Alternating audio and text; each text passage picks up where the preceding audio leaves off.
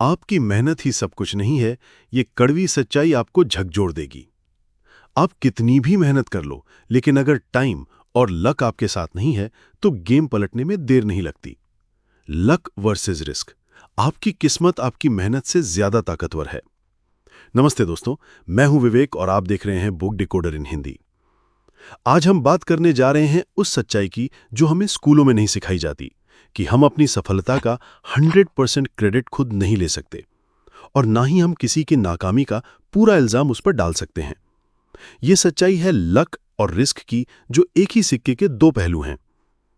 यह चैप्टर है Morgan Housel की बेस्ट सेलिंग किताब द साइकोलॉजी ऑफ मनी का चैप्टर 2, और इसे सुनने के बाद शायद आप दुनिया को एक नए नजरिए से देखना शुरू कर देंगे।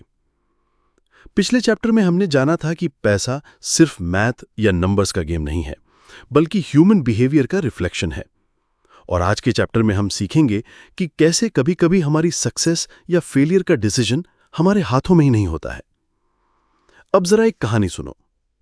कहानी 1, बिल गेट्स की। बिल गेट्स दुनिया के सबसे अमीर आदमियों में से एक। लेकिन क्या आपको पता है, बिल गेट्स जिस हाई स्कूल में पढ़ा था, वो पूरे अमेरिका में उन गिने चुने स्कूलों में से था जहां कंप्यूटर अवेलेबल था। Out of 303 million Americans, only 1 in a million students had this opportunity. मतलब अगर बिल गेट्स किसी और स्कूल में होता तो शायद माइक्रोसॉफ्ट कभी नहीं बनता।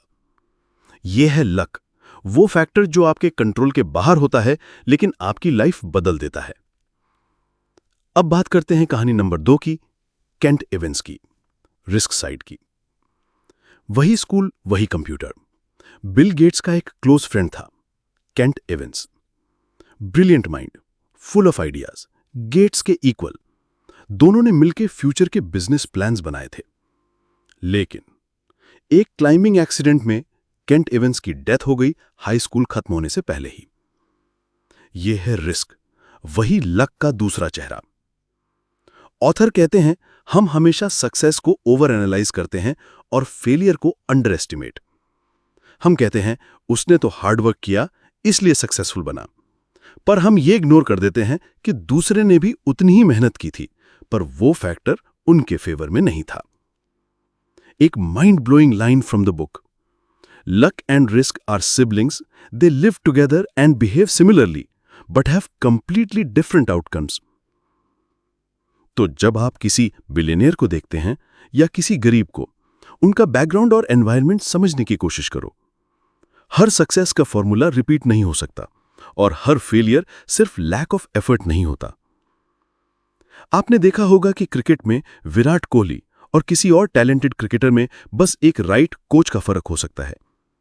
और स्टार्टअप्स आइडिया में ज़ोमैटो चली गई, पर 100 स्टार्टअप्स बंद हो गए सिर्फ एक बैड टाइमिंग की वजह से।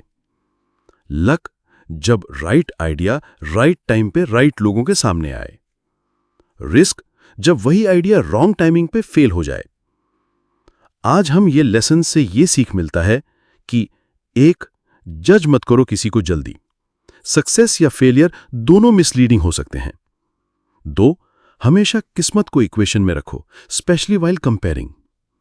3, अपनी सक्सेस पे प्राउड हो लेकिन ओवर कॉन्फिडेंट नहीं। अगर आप सक्सेसफुल हो तो ग्रैटिट्यूड रखो, शायद आप लकी थे। और अगर आप स्ट्रगल कर रहे हो तो खुद को ब्लेम मत करो, शायद वक्त और एनवायरनमेंट सही नहीं था।